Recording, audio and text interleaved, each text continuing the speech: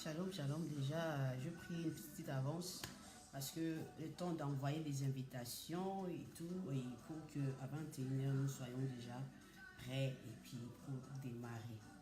Donc, voilà, ne soyez pas choqués ou surpris. Donc, c'est juste une petite stratégie que je vais essayer de faire pour que nous soyons juste à l'air. Ok? Que le Seigneur vous bénisse, vous qui êtes déjà là, qui vont se connecter et puis voilà, par la grâce de Dieu, on va essayer de démarrer. Donc, voilà pourquoi je suis un peu... j'ai pris cette avance pour que nous invitons nos amis. Voilà, on commence à inviter déjà nos amis. Donc, voilà, partagez. Partagez déjà la vidéo. Je suis connecté, je suis là. Donc, je vous envoie des invitations pour que nous soyons connectés. Connectez-vous. Oui, connectez-vous. Connectez-vous déjà. Connectez-vous. Bonsoir, bonsoir. Ceux qui sont là, essayez déjà de vous connecter. Voilà. Bonsoir, bonsoir. Bonsoir, peuple de Dieu. Vous qui avez déjà l'habitude de se connecter, de venir à notre rendez-vous de ce soir. Donc, je bénis déjà le Seigneur pour ta présence. Donc, partageons la vidéo. Invitez vos amis parce qu'à 21h déjà, on va essayer de démarrer. Donc, donnez-nous le temps pour que nous partageons vraiment la vidéo. Si tu es là pour la première fois ou si vous avez déjà l'habitude de se connecter dans notre plateforme, alors vous savez comment on fait. Entrez, saluez-nous, dites-nous quelque chose et puis voilà, ainsi de suite. Aujourd'hui, nous avons reçu encore la grâce de recevoir l'homme de Dieu, le prophète Francis. Donc, vous qui êtes là, donc essayez déjà de vous connecter, Donc, on va essayer de partager la vidéo. Donc, faites comme moi, partagez la vidéo, envoyez la vidéo dans vos groupes, sur vos pages. Invitez vos contacts, vos amis, vos proches.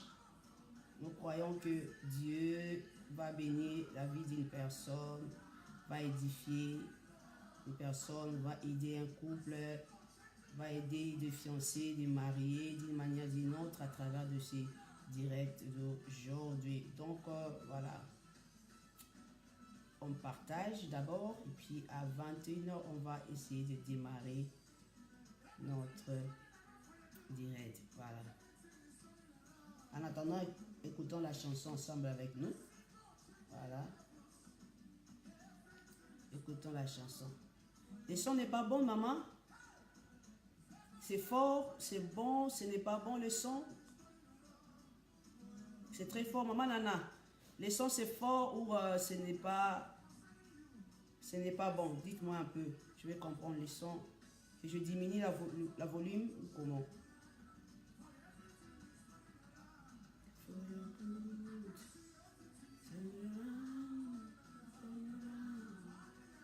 Yes.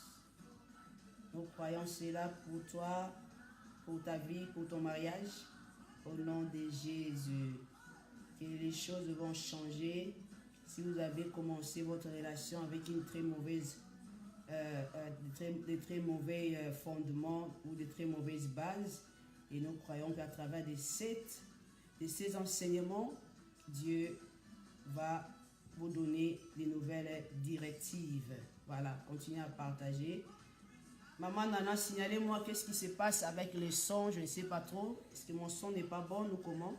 Parce que vous avez écrit les sons, donc je ne sais pas de quoi vous parlez. Est-ce que vous pouvez me dire, me signaler si j'ai un problème de son ou le son de... Bonsoir maman Clarisse, ravie de te voir. Est-ce que quelqu'un peut me signaler qu'est-ce qui se passe avec ma voix, avec le son, sorry? Est-ce que le son est fort ou vous m'attendez pas bien? Voilà. Dites-moi déjà pour qu'on avance. Voilà. Vous m'attendez bien? Vous m'attendez? Si vous m'attendez très bien, alors faites-moi signe s'il vous plaît. Ou si vous avez remarqué quelque chose, alors n'hésitez pas non plus à me faire signe. Je vous salue comme nous avons l'habitude. Donc ceux qui sont là, vous qui êtes connectés, alors n'hésitez pas à nous saluer et de nous dire déjà à partir de où vous nous suivez. Voilà. Tu nous suis à partir d'où? Dites quelque chose, dites shalom, bonsoir, voilà.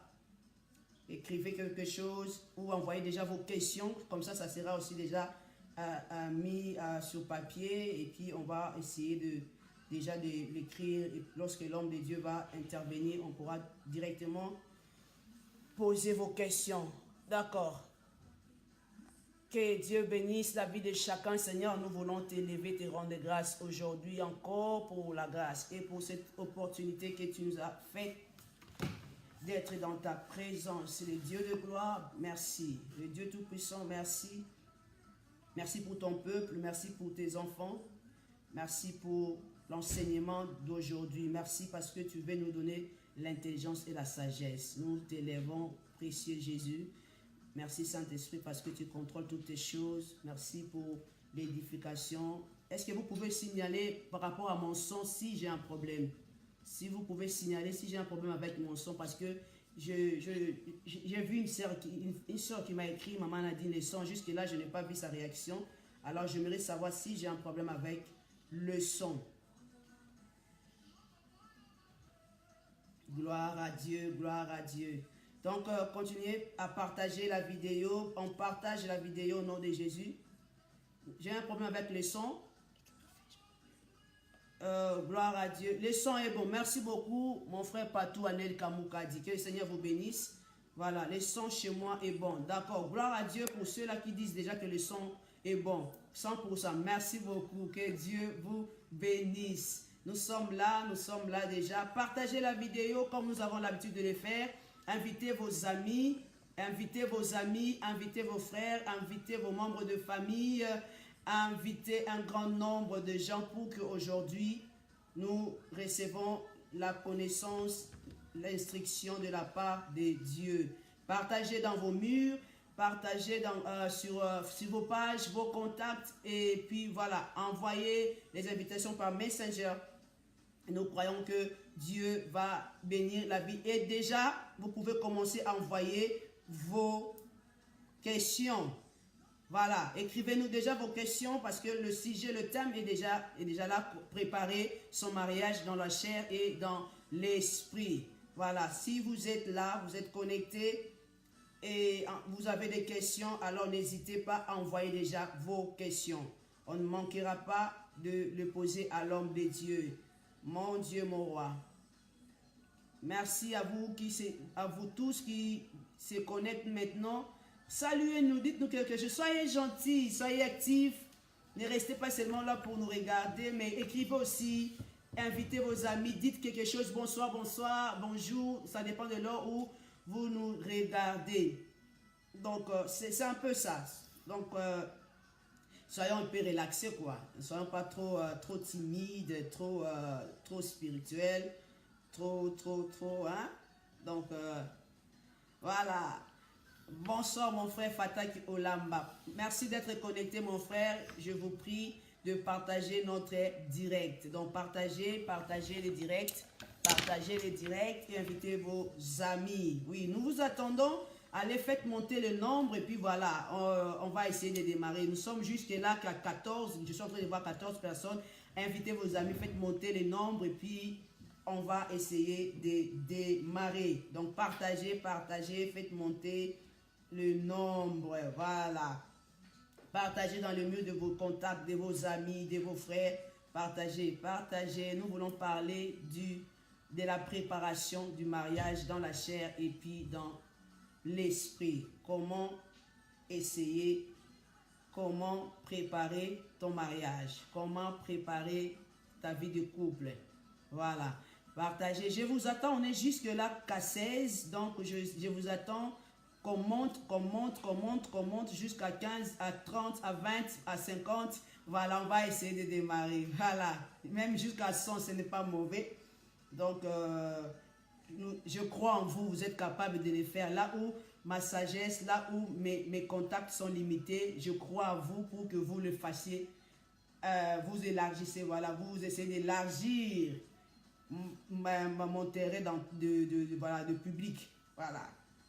Donc, partagez la vidéo, partagez et invitez les amis. Nous sommes 14. Ne faites pas descendre, mais essayons de monter le nombre ensemble avec vous. Alléluia. Voilà. Faites monter le nombre. Donc, on continue à partager. Donc, je partage. Je partage. Toi aussi, fais de même. Je partage, fais de même. Partage, partage. Et puis, on va démarrer. On va démarrer. On va démarrer. On va démarrer ensemble avec vous. Donc, partagez. On a eu un bon moment. On a passé la semaine dernière, 2 semaines, 3 semaines passées, un moment merveilleux avec l'homme de Dieu dont il nous a parlé de choses à savoir avant de se marier. C'était puissant. C'était très édificatif. Et chacun de nous, de ceux-là qui étaient connectés, chacun a pris, a eu une leçon. Voilà, chacun a reçu quelque chose de particulier. Donc, voilà pourquoi nous continuons avec le même rythme, parce que nous croyons que le mariage, comme l'homme de Dieu l'avait dit, c'est une institution divine. Et Dieu a aussi son regard fixé sur le mariage. Voilà pourquoi il est très important, il est très capital de savoir bien se préparer toujours d'une manière, d'une autre avant de se marier. Car une très bonne préparation dans les mariages peut vous aider à avoir une relation ou un mariage stable, un mariage très, très posé. Alléluia. Donc, voilà. Donc, je vous salue. Je crois que l'homme de Dieu est déjà là. Il est en train de nous suivre. Nous sommes avec lui ensemble. Et bientôt, on va essayer de l'appeler. Shalom, shalom, shalom. Moi, je vous dis shalom. Je suis la servante de Dieu, Nadine Mamengi, mais appelée affectueusement au nom de Majestic. Voilà. Donc, montez, on attend 20 et puis j'appelle l'homme de Dieu s'il est déjà avec nous en ligne. S'il est avec nous en ligne, il peut me faire signe, comme ça je pourrais déjà l'appeler. Faites monter le nombre comme ça, en 20 seulement on démarre. 20 on va démarrer, 20 on va démarrer. Voilà, j'attends qu'on arrive jusqu'à 20 et puis on va essayer de démarrer. Partagez. Si tu as partagé, tu peux me faire signe, s'il vous plaît. Celui qui a partagé déjà la vidéo, écrivez-moi que je partageais. Voilà, merci mon frère Fatah Kiolamba. Lui, il a fait sa part. Que Dieu vous bénisse, que le Dieu du prophète Francis Ngawala vous bénisse. Voilà, parce que vous l'avez fait pour la gloire de Dieu. Oui, merci beaucoup papa, il est là. Voilà, les gens ont déjà partagé. J'appelle l'homme de Dieu parce qu'on a atteint 20 personnes. Que Dieu vous bénisse. Que Dieu, shalom majestique. Que Dieu vous bénisse. Shalom, shalom. Gloire à Dieu. Bonsoir, papa. Bonsoir, ma soeur Nadine. Comment ça va? Dieu me fait grâce. Ravi de Amen. vous revoir de nouveau. Le plaisir est partagé, ma soeur. Vraiment, merci beaucoup. Comme je l'avais dit, la dernière fois, on a passé des moments très éducatifs. Nous avons été édifiés à travers de vous par rapport à le thème que nous avons eu à partager ensemble. Et nous croyons aujourd'hui encore par la grâce de Dieu, Dieu va continuer à nous édifier, à nous parler parce que, comme vous l'avez dit, un mariage qui est bien préparé et elle n'aura pas beaucoup de problèmes. Même s'il y aura des problèmes, ils sauront comment le résoudre parce qu'ils savent, ils ont eu la grâce ou, disons, l'opportunité de bien le préparer. Voilà pourquoi il est très important de bien préparer le mariage ou préparer nos fiançailles, préparer nos couples, ou voilà. Donc, que le Seigneur bénisse tout et chacun de nous. Un mot de la part de ces publics qui ont pris l'habitude maintenant de vous suivre. Shalom, shalom, bien-aimés. Nous sommes depuis Kinshasa, en train d'intervenir ici. Et je crois que Dieu a quelque chose pour chacun de nous. Comme je l'avais dit la dernière fois, le mariage est une entreprise à haut risque. Mais quand Dieu est avec vous, vous réussirez. Alors, ce soir, nous allons justement parler de réussir son mariage dans la chair et en esprit. Comment préparer cela? Comment préparer cela? D'accord. On a essayé de recevoir quelques questions déjà, mais on va commencer à savoir pourquoi alors il est si important de préparer son mariage. Ma sœur, si nous lisons Matthieu 3, verset 3, la Bible dit, Jean est celui qui avait été annoncé par Ésaïe le prophète. Lorsqu'il dit, c'est ici la voix de celui qui crie dans le désert. Préparez le chemin du Seigneur, aplanissez ses sentiers. Un grand tennisman américain a dit ceci. Il dit, l'avenir, c'est du passé en prédation. Donc ça veut tout simplement dire que tout ce qui ne se prépare pas est un monstre. Et on perd facilement le contrôle d'une chose qu'on n'a pas préparée. Parce que préparer son mariage, c'est une manière de poser des bases solides. Parce que vous ne savez jamais par où le diable peut passer, mais vous ne savez jamais aussi quels sont les problèmes de caractère, de tempérament auxquels vous pourrez être buté. Alors que si vous êtes bien préparé, ça ira beaucoup plus vite. Vous savez, Jean-Baptiste avait préparé l'arrivée du Seigneur. Et le jour où il a baptisé le Seigneur, l'Esprit ne lui a rien dit. Mais directement, il a dit, voici l'agneau de Dieu, celui qui ôte les péchés du monde. Donc, tout ce qui se prépare se maîtrise. Et tout ce qui se prépare dure. Tout ce qui se prépare, c'est dur. Il est très important. Alors, quels sont les dangers qu'un couple est en train de courir ou quels dangers pouvons-nous courir lorsque nous n'avons pas préparé notre mariage? Ah, vous savez, là où il n'y a pas de préparation, c'est la catastrophe assurée. Hein? Vous savez, même dans la vie, on ne peut pas naviguer à vue. Même le plus grand des pilotes cherche toujours à avoir une feuille de route. Et lorsqu'on n'a pas préparé son mariage, c'est un problème. Alors, le problème qui dérange aujourd'hui la plupart des enfants de Dieu, c'est de penser que parce que nous avons la foi peut tout arranger. Non. La foi est là, permet à Dieu d'agir. Mais malgré le fait que Dieu agisse, nous avons toujours notre part de responsabilité. Et on ne peut pas et on ne doit jamais s'en défaire. Pourquoi? Parce que le mariage est une entreprise à trois. Il y a Dieu, il y a l'homme et il y a la femme. Alors, pourquoi, par exemple, vous avez les fiançailles? C'est pour préparer le mariage, mais c'est aussi pour prendre le temps de se découvrir, de se connaître, pas sexuellement bien sûr, mais de se connaître d'un point de vue caractère, d'un point de vue organisationnel. C'est très, très, très important. Demandez à ceux qui sont partis de la maison de leurs parents, ils ont aimé une fille sur Facebook, ils se sont mariés. Vous allez remarquer dans la plupart des cas qu'en moins de 3-4 ans, il y aura un clash. Pourquoi? Parce que c'est un peu comme quelqu'un qui fait son stage à la tête d'un pays. Donc il y aura des problèmes. On ne fait pas le stage lorsqu'on a atteint une certaine dimension de notoriété. Donc le mariage se prépare. Et il se prépare à la fois dans le spirituel, mais aussi dans la chair. Ce que j'appelle la préparation dans la chair n'est autre que la préparation financière et sociale du mariage. D'accord. Ok, la préparation charnelle qui, dans la chair, disons, spirituelle. Mais quelqu'un peut aussi nous suivre. Bon, il y a aussi des gens qui disent, bon, ce qui est important, c'est, comme vous avez dit, qu'il est important de... certaines personnes pensent que la foi suffit pour préparer toutes choses. Mais une autre personne pourra dire que l'argent aussi suffit pour préparer un mariage. Il a besoin de... Parce que dans ces derniers jours, on remarque que les gens investissent beaucoup financièrement pour avoir de bons mariages et nous les voyons sur Facebook, ils veulent faire voir, comprendre que nous avons malheureusement. Voilà, réussi notre mariage en le faisant d'une manière d'une autre et tout. Mais ce que nous déplorons, nous constatons qu'après quelques années, quelques mois, il y a divorce. Vous savez, je vais vous raconter un petit témoignage. J'ai connu un monsieur, un jeune homme qui s'est marié dans le quartier dans lequel j'ai grandi, ici à Kinshasa, à Binza. Alors, il s'est marié à une fille aussi d'une bonne famille. Les parents leur ont organisé une fête de mariage à 250 000 $. Donc, on leur a offert la dernière Jeep Prado qui était sur le marché. On leur a offert 3 mois de voyage aux États-Unis. Et, assorti de cela, on leur a offert une croisière. Vous savez qu'à leur retour, la fille est retournée chez ses parents, le garçon est retourné chez ses parents. Les deux ont abandonné ce qui devait être le toit conjugal. Wow. Alors, cette histoire m'a beaucoup interpellé. Il ne suffit pas que l'argent pour se marier. Chez nous, en Afrique, ici, Nous avons des travailleurs. Nous ne leur payons pas des millions. Mais regardez comment ces travailleurs ont une vie stable avec leur femme, une vie conjugale très bien. Parce qu'ils ont compris, le bonheur n'est pas que l'argent.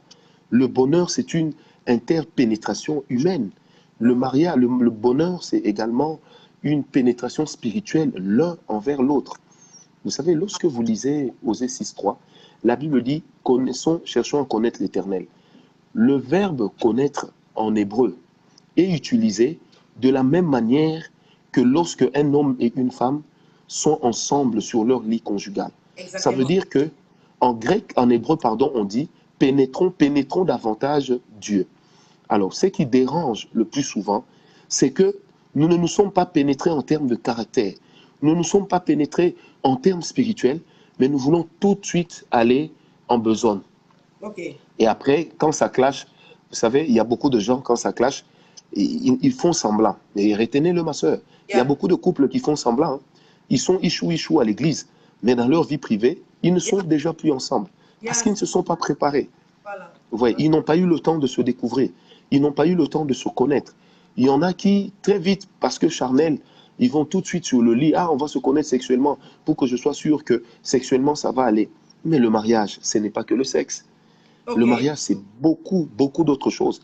Vous savez, posez-vous des fois la question, ma soeur Nadine. Vous allez voir un monsieur qui a une très belle femme à la maison, mais il suit une femme à l'extérieur, vous vous demandez, qu'est-ce qui se passe? Elle n'arrive même pas à la cheville de la femme qu'il a laissée à la maison. Le problème, c'est lequel? Il a peut-être rencontré des problèmes qui ont créé un clash et qui ont fait que... Donc, il ne veut plus de la femme, mais il ne peut pas la répudier. Voilà. Et au milieu de chrétiens, il y a beaucoup de vrais faux mâles, des vrais faux couples. Beaucoup. Amen. Amen. Vous voyez, nous sommes dans un ministère prophétique, un ministère de délivrance et un ministère qui s'occupe de couples. Mais je peux vous rassurer, ma soeur, qu'il y a beaucoup de gens qui ne sont déjà plus ensemble, mais ils s'accommodent juste à cause du qu'en dira-t-on. Or, la vie, quand quelqu'un est avec l'autre à cause du qu'en dira-t-on, donnez-lui le temps, il va finir par craquer. C'est pour ça qu'aujourd'hui, vous avez des hommes qui découchent, vous avez des hommes qui tabassent leurs femmes, mais vous avez aussi des femmes qui divorcent. Vous avez des femmes, comme on dit vulgairement, qui déconnent. Mais qu'est-ce qui fait qu'on en arrive là? C'est parce qu'on n'a pas eu le temps de se préparer. On n'a pas eu le temps de se découvrir. On n'a pas eu le temps, comme on dit vulgairement en français, de se frotter. Et ça, c'est un problème. C'est un problème, ça c'est vrai, parce que moi, j'ai aussi connu une histoire d'un homme ici, un blanc. Lui, il vivait avec sa femme 5 ans. En fait, déjà 5 ans, ils étaient séparés, mais il restait encore à la maison à cause des enfants. Il dormait au salon, la femme à la chambre, et puis il n'y avait plus rien. Et après, comme vous le dites, il n'a plus supporté un blanc, un prophète de Dieu. Et après, il n'a plus supporté, il a quitté. Il a quitté finalement la maison. Vous savez, on a beau être prophète, même le roi de tous les apôtres, mais on n'échappe pas à la nature charnelle. Le mariage a une dimension charnelle. Voilà. On n'échappe pas à tout ça. Le comble, c'est de penser que demain, ça ira mieux. Demain, ça ira mieux. Oui, ça ira mieux, mais qu'est-ce que vous avez fait pour que ça aille mieux? Quels sont les efforts que vous conjuguez ensemble? Or, les efforts, on les conjugue ensemble lorsque on a pris le temps de se connaître, lorsqu'on a pris le temps de préparer. Vous savez, je vais peut-être vous faire rire. Moi-même, quand mon épouse, maman Nana, n'est pas à Kinshasa, même quand elle n'est pas là, à chaque minute, je sais où elle est. Et pareil pour elle. Donc, elle sait que quand je ne suis pas là, mon mari aime bien se renfermer. Donc, elle sait tout ça. Ça veut dire qu'elle me connaît après Dieu. C'est elle qui est censée me connaître. Vous voyez? Et ça nous permet de nous parler même par le regard. Je peux lui lancer un simple mot. Elle sait ce que je veux dire. Et elle le découvre profondément mieux que les autres. Parce que nous avons pris le temps de nous connaître. C'est important. Le mariage, rater son mariage, c'est rater une bonne partie de la vie. La destinée, ce que nous appelons le lendemain, est en grande partie suspendue à ce que nous sommes aujourd'hui. Et n'oubliez jamais que Dieu a un pied sur notre passé, il a un pied sur notre futur, mais Dieu nous laisse à nous le choix de gérer le présent. Alors on doit gérer le présent avec beaucoup de délicatesse, avec beaucoup de sagesse, prier que Dieu nous aide, sans orgueil, avec beaucoup d'humilité, parce que c'est très important. Vous savez, je l'ai dit, l'un des secrets de mon foyer à moi, c'est la concession. Ça veut dire, quand il y a un problème, je ne me bats pas pour avoir raison, ma femme non plus. Donc même si Ok. on peut se bouder, à un certain moment, on se dit, bon, j'ai tort, tu as tort, hein, oublions. Parce qu'on n'arrange pas tous les problèmes, toujours en parlant. Il y en a, il faut seulement se faire un sourire et puis on passe. Parce que des fois, quand on fait un étalage d'explications, on se retrouve comme devant la cour. Et le problème, c'est lequel? C'est qu'on attend le juge pour avoir raison. Or, Exact- on ne peut pas être soi-même juge et parti. Sinon, on sera impartial et injuste. Exactement. Alors, comment pouvez-nous aider? Est-ce que vous pouvez aider quelqu'un peut-être qui nous suit, un couple qui est en train de subir ou vivre ce qu'on vient de dire là maintenant? Ils sont ensemble dans une même maison, mais il n'y a plus de l'amour, il n'y a plus d'intimité, il n'y a plus rien. Comment alors sauver un tel couple? Comment alors remédier à ces couples? À trouver, Vous comment savez, sortir de cet état? l'une des manières les plus simples d'aider un tel couple, c'est de leur demander d'abord de descendre de leurs chevaux. Que chacun descende un peu de ses grands chevaux. Que chacun puisse s'armer d'humilité. J'ai Ok, toujours dit, si Dieu devait nous donner raison, on n'aura jamais raison devant Dieu. Mais exactement. devant Dieu, nous acceptons d'avoir tort. Devant la Mhm, femme, on doit accepter d'avoir tort. La femme mhm. aussi doit accepter d'avoir tort. Lorsqu'on D'accord. s'aime vraiment, on doit apprendre à se pardonner, des fois même sans attendre que l'autre demande pardon. On doit Yeah. apprendre à s'aimer. Vous savez, la Bible dit dans Corinthiens 13, l'amour croit tout, pardonne tout. Moi, j'ai Yeah. toujours dit, si nous sommes enfants de Dieu, ça veut dire que nous avons un juge qui est Dieu. Si votre mari vous trompe et que vous n'arrivez pas à découvrir, un jour Dieu mettra ça, Dieu exposera ça au grand jour. Alors, Ok. j'aimerais dire à un couple de ce genre, prenez le temps de vous armer d'humilité. Prenez le temps de vous regarder droit dans les yeux. Vous savez, Mhm. maman Nadine, une Oui. chose que les gens doivent savoir, lorsqu'on se regarde dans les yeux avec la personne en face, on règle bien des problèmes sans parler. Wow. On règle bien des problèmes sans se parler. Dieu Mhm. merci, aujourd'hui, il y a WhatsApp, il y a Facebook, où on peut se parler même à distance Voilà, grâce à là, la vidéo. Donc oui. c'est important. Le fait seulement de se regarder, les yeux vont communiquer. Vous Yeah. avez déjà remarqué une chose qui soit importante. Très souvent, lorsque vous lisez la parole de Dieu, surtout dans Ézéchiel, dans les visions d'Ézéchiel ou même dans les visions de Jean l'apôtre, c'est plus le regard de Dieu qu'il a croisé. Mais ce regard a été éloquent. C'était un regard, mais un regard qui lui a transmis un message. Yeah. Et ça, c'est une dimension de l'amour. Une femme qu'on aime, on ne la regarde pas comme un kidam. Un homme qu'on aime, on ne le regarde pas comme si on regardait quelqu'un dans la rue. Il y a un Wow. regard intentionnel, il y a ce que moi j'appelle un regard profond, un regard intéressé. Alors prenez le temps de vous asseoir. Si vraiment vous voulez arranger, regardez-vous dans les yeux. Parlez-vous en face. Ne cherchez pas à avoir raison. Ce qui tue la plupart des couples, c'est la recherche de la raison. Bien-aimé, Mm. disons-nous une chose, c'est Dieu qui a raison. J'ai aimé frère Job. Frère Job a dit, Seigneur, qu'est-ce que j'ai fait pour mériter ça? Si on va au tribunal, lui-même il dit, tu auras raison parce que tu es Dieu. Mais remarquez Yes. maintenant ceci. Lorsque le Seigneur intervient dans la vie de Job, il dit, Job, lève-toi, allons en jugement. Quand Dieu commence à lui parler, tout de suite Job dit ceci, dans Job 42, verset 5, il dit, mais mes oreilles avaient entendu parler de toi, maintenant mes yeux t'ont vu. Mais Mm. les yeux de Job ont vu Dieu quand? Ça veut dire qu'il a vu la manifestation de l'amour de Dieu. Et la Amen. Bible dit, Dieu l'a restauré. Lorsqu'on s'aime, on doit apprendre à se regarder. Vous savez, nous avons eu une réunion de couple dernièrement quelque part où j'ai demandé à ce que l'homme et la femme, chacun dans son couple, puisse regarder sa femme pendant 30 secondes. Vous savez que sur à peu près 40 couples, il n'y a que 2 couples qui ont réussi à se regarder. Donc les Wow. propres regards, les propres yeux de chacun étaient déjà accusateurs l'un de l'autre. Oui. Wow. Et on a vu des C'est couples se fort. repentir. On a vu des couples dire non, voilà, pardonne-moi, j'ai tout simplement été orgueilleux. L'orgueil tue beaucoup de couples. Regardons-nous dans les yeux. Parlons comme des vrais enfants de Dieu, mais parlons Mm. surtout comme des personnes amoureuses. Yeah. Remarquez, ma soeur, même quand nous étions autrefois des païens, ça veut dire les hommes du monde comme tout le monde, Yeah. quand on Oui. faisait la cour à une fille, à un moment, quand tu la regardes droit dans les yeux, tu fais même déverser 2 gouttes de larmes. Ça touche déjà sa sensibilité. Mais ça marche aussi dans les foyers. Pourquoi est-ce qu'on va se montrer un grand artiste en dehors du mariage et quand on est marié, on perd ses talents? Non. On a quelqu'un en face, on doit continuer, pas à s'exercer, mais à se perfectionner. C'est important. Ok. Pas s'exercer, mais perfectionner. Dans les mariages, on ne s'exerce pas, mais on Mm, perfectionne. Ah, parce qu'on est exact. déjà dedans. On est déjà dedans. Mm. Alors, il y a une question. Quels sont alors les horaires que nous commettons avant de se marier? Ah, là, il y en a beaucoup. Hein. Les erreurs que nous commettons, la première et la plus grande, c'est épouser une personne inconnue. On n'épouse pas une personne inconnue. Même Dieu, avant de mettre l'homme sur la terre, il avait d'abord créé l'homme en lui-même. Dans Genèse 1, 26 à 28, l'homme a été créé homme et femme, mais ils ne sont pas apparus sur la terre. C'est dans Genèse 2, verset 7 que Dieu va faire apparaître l'homme sur la terre et plus tard la femme. Ça veut dire qu'il y a une échelle que Dieu lui-même respecte. On ne doit pas épouser une personne inconnue.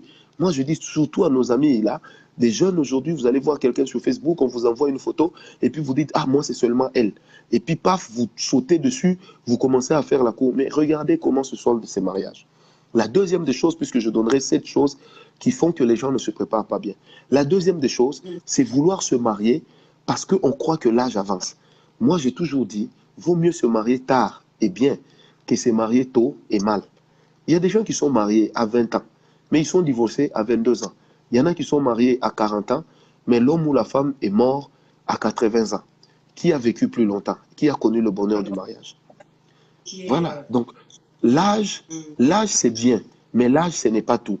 Vous savez, surtout la femme, à un certain moment, elle se dit, oui, à 20 ans, moi, je dois choisir un frère bien nanti, beau, qui parle bien, qui est à l'université. À 30 ans, elle commence à dire, j'ai besoin d'un bon frère. À 40 ans, la même sœur va changer de discours, elle dira, un homme. Et à 60, à 50 ans, la même femme va dire, même s'il n'a pas de pieds et qu'il est comme Mephibosheth, pourvu qu'il soit là quand même pour que moi aussi on dise que je suis marié. Donc ça, c'est une erreur. On ne se marie pas à cause de l'âge qui avance. On se marie d'abord parce qu'on se sent prêt. La troisième chose qui empêche aux gens de bien préparer leur mariage, c'est de penser que l'argent seul suffit. L'argent seul ne suffit pas. Vous savez, il n'y a pas plus infidèle que l'argent. Ma soeur, l'argent, quand vous allez au marché, il ne rentre pas avec vous. Il reste chez les marchands. Quand vous allez chez Carrefour, l'argent reste. Il vous abandonne. Parce qu'il est difficile d'être infidèle ami à l'argent. L'argent reste. Partout où vous partez, il est celui qui vous abandonne d'abord. Donc, il faut prendre le temps de bien se préparer. La quatrième des choses qui empêche aux gens de bien se préparer, c'est de se marier par concurrence. Mes amis se marient. Donc, moi aussi, par conséquent, je dois me marier. Je suis en retard. Non, bien-aimé, tu n'es pas en retard. Tes amis se marient. Mais pour quel mariage? Tes amis se marient. Mais est-ce qu'ils avouent tout ce qu'ils vivent dans le mariage? Oh, ils n'avouent pas. Et puis vous allez voir, allez, on rêve d'une fête faramineuse, on rêve d'une fête comme à Rome à l'époque avec Pompée et Silas. Et ça, c'est un problème. La cinquième des choses qui amène les gens à mal se marier après la concurrence, c'est quoi? C'est le désir de vite quitter la maison. Ok. Ça, on en a plus ici en Europe, papa. Et puis, même en Afrique, surtout en Afrique, où on interdit à la fille de quitter la maison même quand elle a 25 ans. Alors du coup, elle se dit que je me marie seulement. Alors j'ai connu un couple à l'époque. Avant leur mariage, j'ai appelé l'homme, j'ai appelé la femme. Je leur ai dit, vous deux, vous ne vous aimez pas. En fait, toi l'homme, tu as besoin de te marier, pardon, juste parce que tu as besoin de quelqu'un qui va préparer le foufou, que les Ivoiriens appellent le foutou. J'ai dit, et toi la femme, tu cherches à te marier juste parce que tu as besoin d'une adresse. Mais vous savez, 10 ans plus tard, ce couple est presque au bord de la dérive. Pourquoi? Parce qu'on s'est engagé avec des raisons qui n'étaient pas les bonnes. Je dois me marier pour être chez moi. Je dois me marier pour que quand je revienne du boulot, que j'ai quelqu'un qui prépare pour moi. Vous voyez? Et la dernière raison qui fait que les gens préparent mal leur mariage, c'est qu'on passe plus de temps à se dire des belles paroles qu'à prier. Or, il faut prier. Si Dieu ne se sent pas dedans, Dieu est dehors.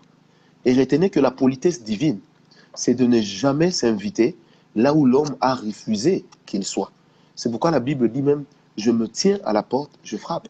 Si quelqu'un ouvre la porte, j'entrerai. Il dit, si quelqu'un ouvre la porte, ensuite il dit, je souperai avec lui. Donc quand Dieu vient dans la vie de quelqu'un, c'est d'abord à toi de lui donner. Ensuite, lui, il te bénit. Vous voyez? Et ça, c'est une dimension importante. Il faut apprendre à associer Dieu. Là où on n'associe pas Dieu, je répète, Dieu ne se sentira guère concerné. Parce que Dieu est un homme d'affaires qui tient d'abord compte de ses intérêts. C'est quoi les intérêts de Dieu? Le Seigneur Jésus a dit, je m'en vais au Père, vous préparez une place, afin que là où je serai, que vous y soyez. Encore une fois, on retrouve le verbe préparer. Ça veut dire même le Seigneur n'a pas causé l'enlèvement le jour de la mort à la croix ou de la résurrection. Non, il est allé nous préparer une place. Ça veut dire, il prend le temps de nous métamorphoser. C'est pourquoi la Bible dit, soyez métamorphosés dans l'esprit de votre intelligence. Vous voyez, ça c'est dans Romains 12. Donc le Seigneur nous métamorphose. Dans le mariage, lorsqu'on associe Dieu, Dieu prend le temps de nous tailler. Dieu prend le temps de nous aiguiser. Dieu prend le temps de nous façonner. Dieu prend le temps de nous donner la forme qu'il nous faut pour que dans le mariage, nous ne puissions pas échouer. Moi, je suis de ceux qui croient que c'est possible de rester marié toute la vie. Amen, amen, oui, amen. C'est possible, c'est possible. Ceux-là qui nous suivent, réagissez, envoyez vos questions, parce que le sujet est tellement large. Donc, par rapport à vos questions, nous pourrons aussi essayer d'élargir ce thème. Il y a une autre question. Comment allons commencer une relation amoureuse? Comment commencer Oh là, il y a beaucoup de choses à dire. Hein. Il y a un point de vue culturel qui entre en jeu. Il y a un point de vue culturel. J'ai été tenir une croisade en Inde une fois. Je me suis rendu compte qu'en Inde, ce sont les femmes qui font la cour aux hommes. Wow. Ah oui, et chez nous au Congo, quand une femme, même si elle meurt d'envie de vous dire je t'aime, elle va vous le montrer par différentes voies, mais elle n'osera pas, parce que généralement dans notre culture, ça ne passe pas. Donc commencer l'amour, il y a un aspect culturel. Deuxièmement, il y a aussi un aspect attrait. Ça veut dire qu'il faut savoir créer une attraction de l'autre vers vous. Il faut savoir captiver l'attention de l'autre. Parce qu'après l'amour, c'est d'abord l'attention qu'on se donne mutuellement. L'amour, c'est d'abord le fait que quand l'autre souffre, on sent qu'on est en train de souffrir avec lui. Je vais vous faire rire. Moi, j'ai vu des hommes pleurer parce que leur femme pleurait. Mais vous dites, pourquoi tu pleures? Non, ça me fait mal de savoir que ma femme a mal. Et c'est ça l'amour. Et troisièmement également, qu'est-ce qu'on doit faire pour bien commencer l'amour? Il faut prendre le temps de se connaître, de bien s'observer. Même dans Sophonie 2, verset 1, la Bible dit, entrez en vous-même, examinez-vous. Vous devez vous connaître vous-même très bien, mais vous devez aussi vous donner le temps de connaître l'autre. L'amour, ce n'est pas une affaire de ping-pong. On ne se marie pas comme si on était deux joueurs de tennis de table. Vraiment. Non. Lorsqu'on décide de se marier pour la vie, alors on prend des décisions. Peu importe le temps que ça peut prendre, il ne faut pas non plus que ce soit trop long, mais on doit se donner le temps. C'est comme ça que vous avez par exemple des filles, quand vous lui faites la cour, elle dit oui directement, elle paraît faible. Alors que peut-être elle a déjà pris le temps d'observer l'homme depuis longtemps. Parce que la femme a cette intuition de sentir que l'homme s'approche alors que ses pas sont au loin. Ça c'est vrai. Ouais, il y a cette intuition-là. Et une autre chose également, c'est il faut savoir se rendre intéressant. Il y a des hommes et des femmes qui sont naturellement ennuyeux. Donc ça veut dire que quand tu vas te... Donc même en amour, déjà dans les fiançailles, vous avez l'impression d'être dans un monastère.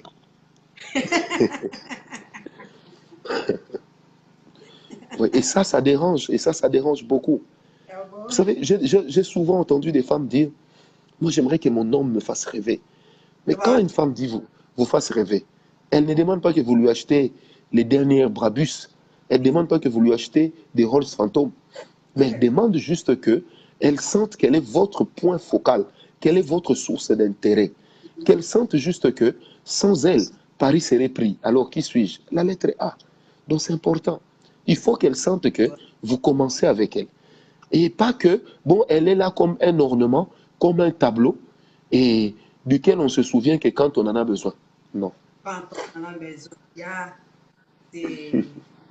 quelque chose que les femmes n'aiment pas souvent.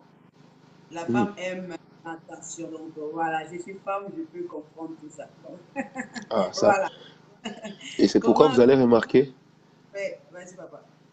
C'est pourquoi vous allez remarquer que des fois dans nos églises, quand une jolie sœur se convertit, ce sont les frères nouvellement convertis qui la prennent. Qu'est-ce qui explique ça? Parce que la plupart des frères sont des poltrons. Ils croient que dire à la sœur, lisons la Bible, prions, c'est tout ce dont la sœur a besoin. Non, il faut savoir lui vendre des rêves. Je vais faire rire mes sœurs, mais même quelquefois des rêves irréalisables. Vous savez, quelquefois la femme a besoin que vous lui disiez, tu sais que quand Christ va apparaître dans les nuées, moi je te prendrai dans mes bras et nous monterons ensemble. Seul Christ pourra nous séparer. Mais vous savez, quand elle sent ça, elle a l'impression qu'on lui a mis un glaçon dans le cœur. Ouh là là, c'est ça, ouais. Mais regardez comment les frères se comportent. Sœur, tu as médité? Tu as prié? Qu'est-ce que Dieu t'a dit? Ah, c'est même Dieu parle chaque jour. Même Dieu. Ah, même Dieu. Il y a des moments où il est silencieux. Mais le silence de Dieu ne veut pas dire qu'il est absent. Il faut savoir Vous savez, un jour, je disais à ma femme, chérie, tu sais, j'ai fait un rêve. Dans le rêve, j'ai vu qu'on s'embrassait derrière le trône de Dieu. Alors Dieu était jaloux. Comment je pouvais continuer à t'aimer dans le royaume des cieux? Mais je savais que la Bible dit qu'on ne sera pas marié. Mais il faut voir, et ma femme, elle est claire. Elle a rougi, comme quelqu'un à qui on avait aspergé de la tomate. Nous la saluons de là où elle est, maman Nana, que Dieu vous bénisse avec les enfants. Et il y a une question, il y a vraiment une question très, qui m'a beaucoup, c'est une histoire qu'on m'a envoyée, je veux le lire. Ok. C'est par rapport à comment préparer, mais là, ça touche l'aspect sexuel. Pourquoi je dis cela? Okay. En tout cas, ceux qui nous suivent, excusez-nous, parce que nous croyons que ce sont des grandes personnes qui sont en train de nous suivre, donc on serait obligé de parler des choses comme M. Doigt. Mais avant cela, je vais quand même poser la question de cette personne qui demande comment alors découvrir son partenaire de destinée. Là, je vais vous dire clairement, il n'y a pas une seule manière de le faire. Parce qu'il y a des gens qui ont dit avoir entendu Dieu. Aujourd'hui, ils sont divorcés. Il y a des gens qui ont commencé le mariage avec des hésitations. Aujourd'hui, leur mariage tient bien. Voilà. Nous croyons à la provision divine, à la grâce divine. La meilleure des manières à faire, c'est de prier pour dire, Seigneur, si l'homme ou la femme qui vient, tu ne me l'as pas donné, donne à mon cœur de lui résister. Donne à mon cœur de ne pas s'emballer. Dieu, c'est quand même notre Père. Je sais qu'il va le faire. D'accord, d'accord. Et moi, je crois qu'on va quand même essayer de parler maintenant de notre sujet. Allez, comme ça, vous pouvez nous expliquer déjà comme, par rapport à préparer son mariage dans la chair. On commence par la chair et puis on va finir par l'esprit. D'accord. Alors, comment faire? Donc, merci là qui nous suivent. Si vous avez des questions par rapport à ce que le prophète va dire, donc, envoyez des questions, on attend, parce que pour ceux-là qui n'ont pas eu la possibilité de me envoyer par inbox, donc si vous êtes en ligne, vous pouvez écrire déjà vos questions, parce qu'on va essayer maintenant de laisser la place au Père Franck de nous expliquer maintenant par rapport au thème. Comment alors préparer son mariage d'abord dans la chair? Ok, très bien. Pour préparer son mariage dans la chair, ce qui veut dire qu'il faut préparer ça physiquement. La première des choses, c'est d'apprendre à épargner. Quand vous voyez les glaces, vous mangez. Vous voyez les hamburgers, vous mangez. Vous voyez les chiens qu'on prépare au coin, vous mangez. C'est un problème. Il faut avoir l'esprit d'épargne. On ne se marie pas en comptant sur les autres. On se marie d'abord en comptant sur soi et au fait que Dieu va nous donner accès à la provision divine. Alors, il faut apprendre à se marier dès lors qu'on épargner, dès lors qu'on pense se marier demain. Il faut déjà commencer à mettre de l'argent de côté. Vous allez voir des personnes qui ont 3 ans de mariage, 3 ans de fiançailles, mais le jour de mariage, 2 semaines avant, il vous dit, il n'a rien. Alors, je pose la question, pendant les 2 années, tu faisais quoi? Quand tu as fixé la date là, tu pensais à quoi? Vous voyez, Dieu nous a donné la sagesse, Dieu nous a donné l'intelligence, parce qu'après, quand les gens nous aident trop, après on ne sait pas ce qu'ils disent et on ne connaît pas les répercussions spirituelles de leur aide. Alors, il faut déjà développer l'habitude d'épargner. Même si en Europe, vous vivez avec les cartes de crédit, il faut faire tout pour que sa carte de crédit ne soit pas au négatif. Il faut toujours garder ce qu'on appelle une provision stratégique. Surtout nos frères noirs qui sont en Europe, aux États-Unis, au Canada, comme je vois mon ami l'apôtre Mabengi qui est en ligne. Mais que vous le voulez ou pas, quand le Congo vous appelle, généralement c'est grand frère, envoie, petite sœur, envoie, maman est malade, maman est morte. Maintenant, si vous n'avez pas l'habitude d'épargner, il y aura un problème. Donc, épargner, il faut le faire. La deuxième des choses qu'il faudrait faire, il faut se faire encadrer et suivre par un couple qui soit mûr. Ok. Pourquoi? Parce que l'apôtre Paul dit ceci dans Ephésiens 5:1. Il dit, marchons de manière, il dit ceci, soyez des imitateurs de Christ comme des enfants bien-aimés de Dieu. Le même apôtre Paul qui demande aux Éphésiens d'imiter directement Christ, quand il parle aux Galates, il dit, soyez mes imitateurs comme moi-même je le suis de Christ. C'est important que dans les églises, on ait des couples qui soient des modèles. On ait des couples qui soient des sources d'inspiration. C'est impossible dans le mariage, dans les églises, qu'on ait des couples qui sont capables de prodiguer des conseils. Pas des gens qui vont nous dire, Dieu nous a bénis, on a prié, Dieu a agi. Non, il faut aussi nous expliquer quel est le modus operandi utilisé par Dieu. Peut-être que les autres sont passés par là. Alors, lorsque vous avez l'habitude d'écouter les autres, ça va vous aider. Le problème avec cette génération, c'est des gens qui connaissent tout. C'est des gens qui savent tout. Et des fois, ils vous disent, moi, je n'ai pas besoin des parrains. Moi, j'ai besoin de personne. Le Saint-Esprit va m'aider. Mais le Saint-Esprit n'a jamais été marié. Wow. Wow. Non, le Saint-Esprit n'a jamais été marié à une femme. Les caprices d'une femme, mais c'est terrible. Déjà, les caprices d'une femme ressemblent aux caprices quelquefois du Saint-Esprit. Imaginez vous-même.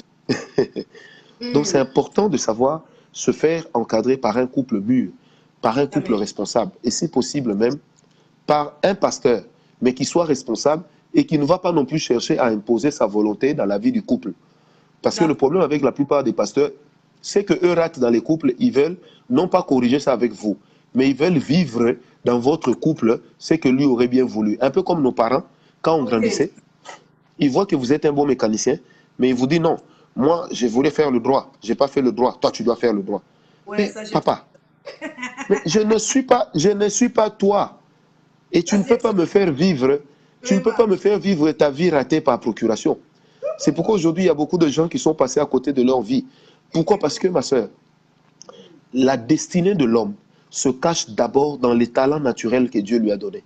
Dieu ne dit pas à tout le monde ce que tu dois faire. Il y a des gens qui ont fait l'économie. Je connais un de mes fils, il a fait l'économie. Mais aujourd'hui, il est dans la publicité et il excelle. Donc ça veut dire que vous pouvez avoir suivi une formation, mais vos talents sont tout autres. Alors, les encadreurs vous aident à vous corriger de vos défauts, vous aident avec le respect que vous leur devez, à ce que vous puissiez être capable de changer. L'expérience des autres est importante et on doit apprendre de l'expérience des autres. Je vous donne un exemple d'un frère que j'ai reçu une fois au bureau. Il me dit, ah, papa, j'aime la sœur là, on est déjà ensemble. Mais maintenant, je vais lui demander la main. Vous savez, je lui ai posé la question. Maintenant, quand vous êtes ensemble là, tu lui avais demandé quoi, le dos? Ouais. Parce qu'après, il y a beaucoup de tralala, il y a beaucoup de confettis qu'on est en train d'accepter juste parce que ça vient des Blancs, parce que ça vient de l'Europe. Maman, quand nous nous sommes mariés, il n'y avait pas de filles d'honneur, il n'y avait pas de garçons d'honneur.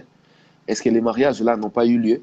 J'ai bientôt 14 ans de mariage, sans filles d'honneur, sans garçons d'honneur. Mais ça me va bien. Vous allez vous marier et puis vous allez dépenser. Vous n'avez pas d'habitation, vous n'avez pas de voiture, mais vous dépensez le prix d'une belle maison avec voiture, juste pour faire plaisir aux gens qui vont également vous critiquer après.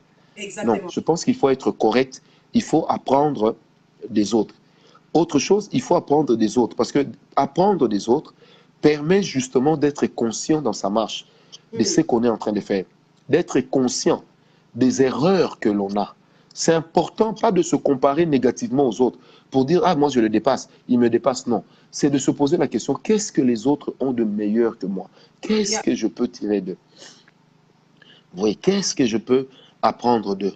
Une autre chose qui est importante lorsque vous préparez le mariage dans la chair, c'est également de préparer la famille, votre famille, à intégrer votre futur conjoint. D'accord. Parce que ne pensez pas que vous allez vous marier en disant, bon, nous allons vivre sur une île, les membres des familles, ça ne nous dit rien. Ça, c'est quand on était enfant qu'on le pensait. La famille joue un rôle important, parce que nous ne sortons pas de nulle part. Dans Romains, la Bible dit ceci, chaque famille de la terre tire son nom de l'Éternel. Donc ça veut dire que nos familles valent leur pesant d'or. C'est important d'aider l'autre à s'intégrer. Que font la plupart d'hommes? Dans les fiançailles, ils lâchent sa fiancée auprès de sa propre famille comme une femme kamikaze. Donc maintenant, c'est elle qui doit se battre pour commencer à coller les morceaux. Peut-être qu'il se trouve qu'elle est timide. Donc il faut l'aider. Il faut aider l'autre à s'intégrer. Mais il faut aussi soi-même s'armer de la pensée et du désir d'intégrer complètement la famille de l'autre. Oui. D'apprendre à se faire accepter. Vous allez voir votre fiancé, tout de suite, vous allez rester sous un arbre là-bas au coin. Vous parlez, vous chuchotez comme deux petites souris qui sont en train de manger le bois. Et quand vous avez fini, papa, maman, au revoir, vous partez. Et demain, si vous avez des problèmes, qui va vous apporter l'aide? Il faut apprendre à s'intégrer. C'est pourquoi la Bible dit que même le Seigneur Jésus, il mangeait et il buvait avec les publicains. Alors les gens ont dit, ah, mais comment lui qui est le Fils de Dieu, il peut manger avec les hommes de mauvaise vie? Mais retenez bien, maman, quand Nicodème était venu voir Jésus, Nicodème n'était pas un saint.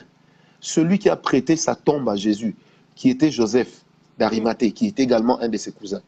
Mais vous allez remarquer qu'ils avaient une habitude avec Jésus. Ils avaient développé une manière d'être ensemble. Donc on doit apprendre à associer les autres, à s'intégrer. N'oubliez jamais, bien-aimés, le respect qu'on donnera à l'autre dans votre famille dépendra de vous. Ok. Vous, moindre problème, vous allez dire, maman, elle m'a blessé. Maman, elle m'a mal répondu. Est-ce que toi, tu sais ce que papa dit? Maman dit à papa dans la chambre. Il faut prendre le temps. Et puis, les plus mauvaises personnes pour accuser l'autre, c'est la famille. Parce que généralement, la famille prend toujours parti pour le ciel. Et ça, c'est depuis la nuit des temps. Donc, le respect qu'on donne à l'autre dépend de vous. Autre chose également, ma soeur, quand on se marie, on doit également avoir ne serait-ce que des petits moyens pour assumer ses responsabilités. Vous savez, le respect que la femme donne à l'homme, ça dépend aussi de sa capacité à le prendre en charge, à la prendre en charge, pardon. Voilà. Il y a beaucoup de déviations qui entrent lorsqu'il se pose un problème de prise en charge. N'oubliez jamais que Dieu a fait, vous savez, dans un couple, il peut arriver que l'homme soit coincé financièrement pendant un temps. Mais ça ne doit pas être l'état normal d'un couple. C'est pourquoi il faut prier. D'où il y a également des esprits, quelquefois, qui travaillent à ce que l'homme ne connaisse pas un épanouissement financier. Donc, il faut savoir épargner. Vous n'allez pas épargner, vous allez demander à votre tonton de vous aider à doter. Et puis demain, votre femme qui vous dit, à chaque fois que je dors, je rêve toujours de mon oncle, de ton oncle qui vient me dire, tu es ma femme, tu es ma femme. Ça, c'est un problème. Vous voyez? Donc, il faut savoir mettre de l'argent. Ce n'est pas mauvais de se marier par la foi. Mais se marier par la foi ne veut pas dire se marier sans préparation. Se marier par la foi ne veut pas dire se marier en ayant les mains complètement vides. Un strict minimum est important. Nous ne sommes plus au temps de nos parents qui se mariaient au village où papa avait juste une histoire là qu'on appelle chez nous au Congo Kitikwa là. Donc fait des petits rotins et puis bon, on luttait comme ça. Aujourd'hui, les choses ont changé. Toi, tu vas aller prendre la fille d'autrui, elle est habituée à manger le fromage président le matin et à prendre du beurre et puis tu vas lui dire non, la vie, c'est un combat, l'homme doit se battre. Oui, on doit se battre, mais tout en tenant compte de la possibilité qu'on engage. Parce qu'il ne faut pas oublier qu'il y a beaucoup de gens qui se sont engagés dans le mariage dès le début. Ils ont eu des blessures intérieures. Dès le début, ils se sont retrouvés dans une sorte de remue-ménage. Et la femme, à un moment, qui dit « Ah, si je savais ». Ou l'homme qui dit « Ah, si je savais ». Moi, j'ai toujours dit aux frères et aux sœurs, si vous n'êtes pas prêts, reportez. Personne n'en mourra. Si les gens se moquent de vous, vous n'êtes pas le premier de qui on se moquera sur terre. Tant qu'il y aura le ciel et la terre, il y aura toujours quelqu'un pour se moquer de vous, même si vous faites correctement ce que vous devez faire. Mais prenez le temps de vous préparer financièrement. Surtout, j'insiste, de ne pas compter trop sur les autres, parce que en tant qu'homme spirituel, je connais plus ou moins les conséquences de cela. Et je sais que les conséquences peuvent être néfastes. Donc voilà un peu d'un point de vue dans la chair, comment on peut faire. Une autre chose qui est importante, j'allais oublier, c'est que quand on se prépare au mariage, les frères, excusez-moi, vous savez qu'il y a beaucoup de frères qui ont un problème de dessous.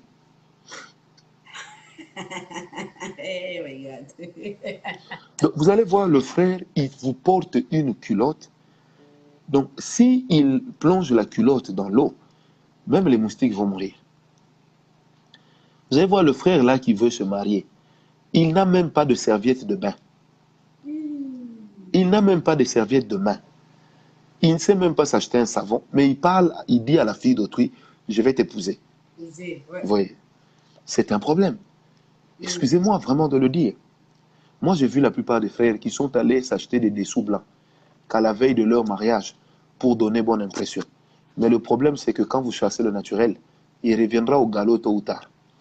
C'est comme ça qu'on a par exemple assisté à un couple où la femme jetait ses dessous en dessous du lit parce qu'elle ne sait pas les nettoyer. Et comme il n'avait pas de machine à laver, alors l'homme se rendait compte que la chambre sentait mauvais. Mais en fait, la femme n'a pas été préparée à savoir que on ne peut pas jeter, excusez-moi vraiment mesdames, on ne peut pas jeter les bandes hygiéniques dans la chambre. On doit les jeter loin, très loin. L'homme n'a pas besoin de voir ça. Parce que ça fait partie des soins intimes. Et là, vous avez des gens qui ont ce genre de problème. Vous allez voir un frère, quand il ôte sa chemise, son t-shirt était blanc. C'est en plein processus pour devenir kaki, couleur beige. Non. Il faut apprendre à être propre pour que demain, quand vous serez marié, que vous puissiez aussi donner de la valeur à votre femme. Qu'elle soit contente de vous présenter à ses amis en disant « c'est mon chéri, c'est mon mari ». Vous savez, il y a des femmes, loin de leur mari, elles ont l'habitude de dire « c'est mon oncle qui vient du village ».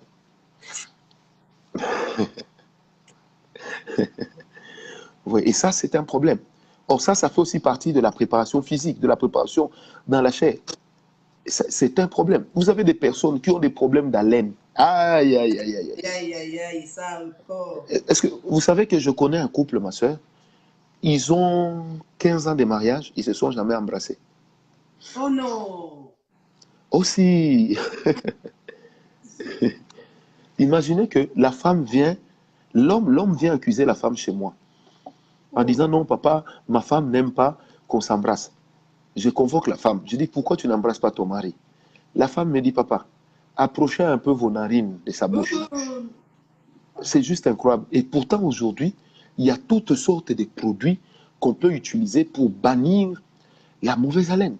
Mais ça encore, plusieurs n'ont pas appris. Ça paraît peut-être anodin, mais c'est des choses qui détruisent des mariages. C'est des choses qui détruisent des couples. Vous allez voir, le monsieur, il a les mains, mais vraiment, excusez-moi, mais bien aimé, il a les mains comme quelqu'un qui porte du béton. Alors qu'aujourd'hui, on peut utiliser toutes sortes de gommages, ajouter à la vitamine E, ça permettra à la main, à la paume des mains, d'être traitée. Il faut quand même que quand vous êtes marié, vous passez la main sur le dos de votre femme, elle sent qu'on l'a touchée. Mais il ne faut pas que vous êtes marié, quand vous passez la main sur elle, elle commence à prier au nom de Jésus que je ne me blesse. Je ne dis que c'est que les gens nous racontent et nous rapportent. C'est pour dire que c'est pourquoi quand il n'y a pas de préparation dans les couples, vous êtes incapable d'imaginer le nombre de problèmes auxquels les gens font face dans le mariage. Ça, c'est côté préparation charnelle. Et là, je peux vous dire, je peux encore vous parler. Il y a des femmes qui ne savent pas mettre la poudre. Tu transpires beaucoup, tu as les mains moites. Il y a toujours un mouchoir. Tout ça, c'est des choses qu'on apprend en observant les autres. Il ne faut pas vous marier pour que l'autre vous subisse. Il ne faut pas vous marier pour que l'autre subisse votre mauvais côté. Il faut se marier pour que l'autre se sente à l'aise avec vous. Wow. Et ça, c'est important. Ça, c'est fort. Ouais. C'est très important. Ouais, ça, c'est fort. Wow. J'ai beaucoup aimé ça. Que des gens qui indisposent les autres. Allez voir dans les couples. La femme entre dans la chambre très tard parce qu'elle fuit les mauvaises odeurs que l'homme dégage. Et vous avez également des femmes, excusez-moi, mais qui ne sont pas instruites sur les soins intimes. Pourquoi? Parce que leur pasteur un jour leur avait dit, ça ne sert à rien ces histoires-là. À l'église, on doit prêcher Jésus. Est-ce que Jésus là-même, il a dit, il faut être sale? La Bible dit, Christ s'habillait d'un fin lin blanc. Est-ce que vous savez que pour mettre un habit blanc, il faut être quelqu'un de propre? Christ était propre. Pourquoi est-ce que les soldats ont tiré au sort la tunique de Jésus? Parce qu'ils savaient que ça avait de la valeur. Hein? Demandez un jour à l'église aux frères, frères, enlevez vos chaussures. Mais il y a des frères qui vont feindre d'avoir eu un appel, juste pour ne pas ôter leurs chaussures, de peur que l'odeur du poisson salé ne se répande dans l'église. Bon, déjà, vous êtes comme ça et vous espérez que la femme, elle doit vous dire oui, juste parce que vous êtes vous. Ou juste parce que Dieu vous a dit que c'est elle votre femme. Même quand Dieu dit c'est elle, il y a aussi des conditions qu'il faut savoir respecter. Il faut savoir se mettre à la hauteur de l'autre. C'est important. Je dis toujours avec les couples, que l'autre ne vous subisse pas. Que l'autre se sente bien d'être avec vous. C'est important. Sinon, après, c'est l'hécatombe dans laquelle vivent plusieurs couples. Ça, c'était de la partie charnelle. Mais maintenant, il y a également la partie spirituelle qui est encore plus importante et pour laquelle beaucoup de pasteurs ne fournissent pas l'effort d'enseigner. Vous voyez, j'ai vu le pasteur Léon Chims du Canada qui s'est connecté. Par exemple, ce pasteur, il organise des réunions dans son église où on enseigne aux couples. Dernièrement, la semaine passée, il en a encore eu. On enseigne aux couples, on leur apprend des choses. Vous savez, j'aimerais dire à nos téléspectateurs, généralement, la chose qui détruit le couple, ce n'est pas l'infidélité, mais c'est la mauvaise gestion des petites choses. D'accord. Les petites choses, c'est comme la teigne. Ça veut dire que quand ça entre, ça prend place, ça ne dit pas « je suis là ». Mais un jour, vous allez vous rendre compte que la charpente tombe. Pourquoi? Parce que de l'intérieur, ça a été rangé. Ouais, j'ai raconté ici une fois, je crois la dernière fois, comment une femme est venue me voir pour dire que son mari ne la touchait pas. Et quand j'ai prié, j'ai dit, mais maman, le Seigneur me dit que vous avez des mycoses au dos. Pas parce que vous êtes malade, mais parce que tout simplement, vous vous lavez une fois la semaine. Imaginez une maman qui se lave une fois la semaine, avec tout ce que vous connaissez de vous-même, femme. Est-ce que vraiment, est-ce que ça a vraiment, ça a un sens? Ça n'a pas de sens. Mais malheureusement, il y a des gens qui font subir ça aux autres. Alors prenons maintenant la partie spirituelle, comme ça après, si vous permettez, on pourra prendre les questions. D'accord.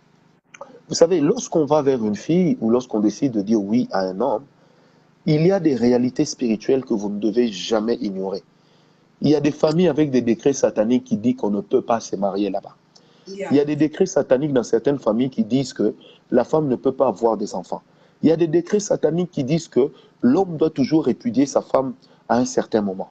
Vous voyez, alors lorsque vous n'êtes pas entré en profondeur dans la prière pour connaître la réalité de ces décrets, pour commencer à les détruire dans la prière, il y aura un problème.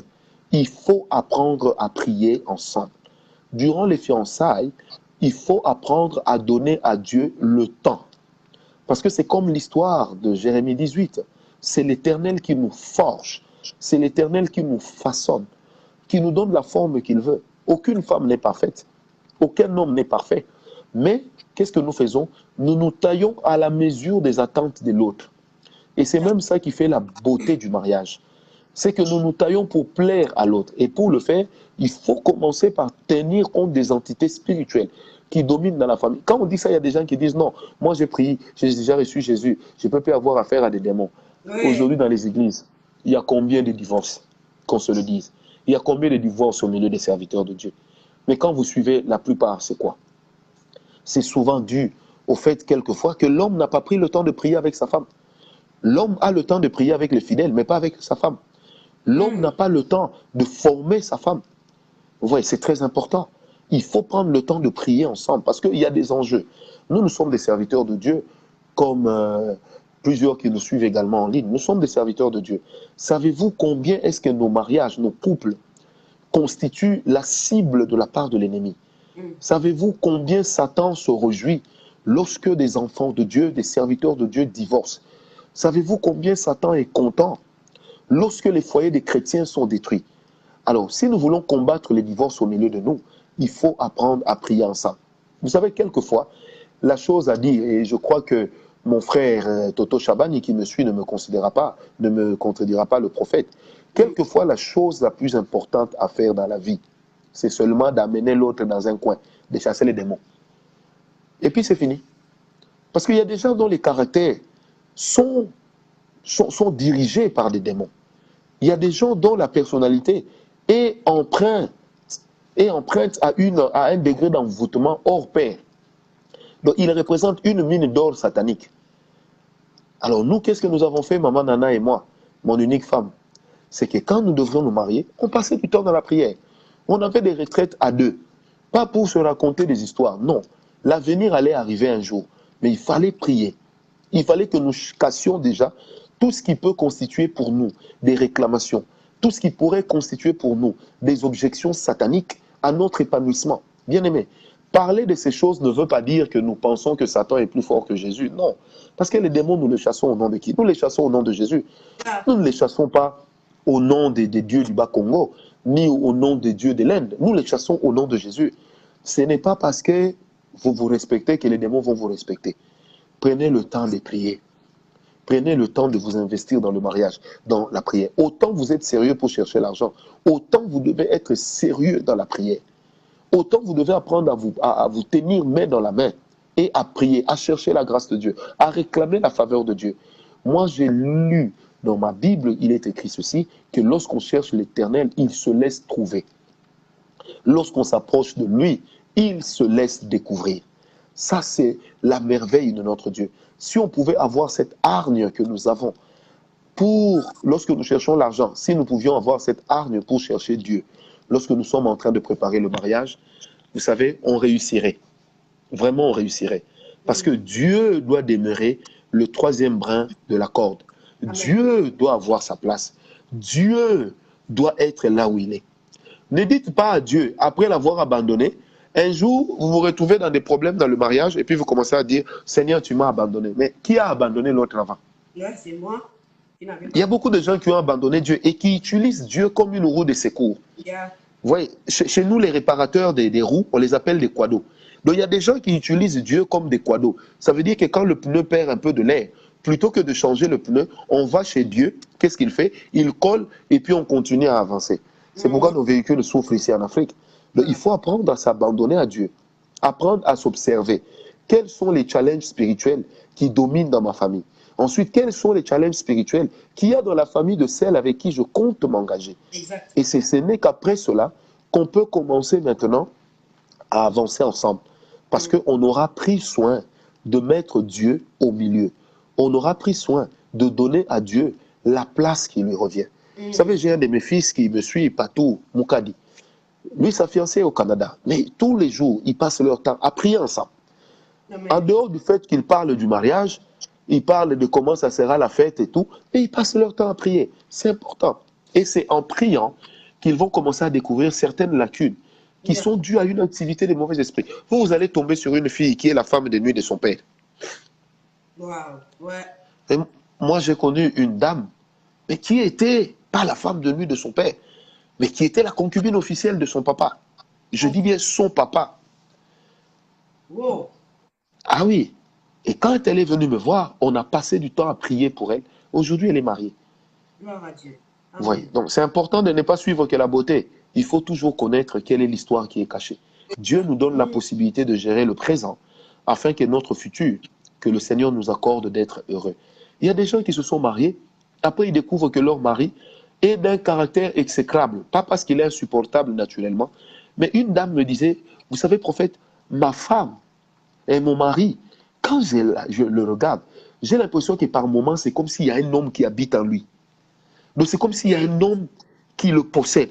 Elle dit, je ne comprends pas. Alors je lui ai dit, la manifestation de la double personnalité est très souvent due à la présence d'un mauvais esprit dans la vie de quelqu'un. C'est-à-dire que la femme peut virer du rouge au noir, du jaune au vert. L'homme, pardon, il peut virer du jaune au rouge. Il peut dire, chérie, serre-moi l'eau. Elle traîne quand elle amène l'eau. L'homme prend le verre, asperge sur son visage. Et le jour où on a reçu l'homme en entretien, on s'est rendu compte qu'il n'avait pas un problème de caractère, mais il avait un problème des liens de sang. Parce que son père faisait la même chose. Et il fallait simplement lui expliquer qu'il a besoin de prière. Et quand on a prié, aujourd'hui, ce couple est sauvé. Quand vous ne vous êtes pas préparé dans le mariage, dans la prière, aujourd'hui, vous vous mariez, vous avez des problèmes pour faire un enfant, pour concevoir. Mais il y a des gens qui vont chez les féticheurs. Des frères en Christ, hein? Pourquoi? Parce qu'ils n'ont pas eu le temps de se préparer. Ils n'ont pas eu le temps de demeurer ensemble dans la prière.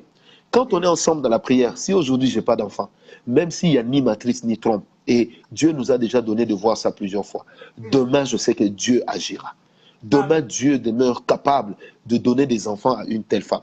J'ai l'épouse d'un ami à moi, on lui avait enlevé toutes les trompes. Mais au moment où je vous parle, elle a 3 enfants. Mais pour avoir ces enfants, on a fait 2 choses.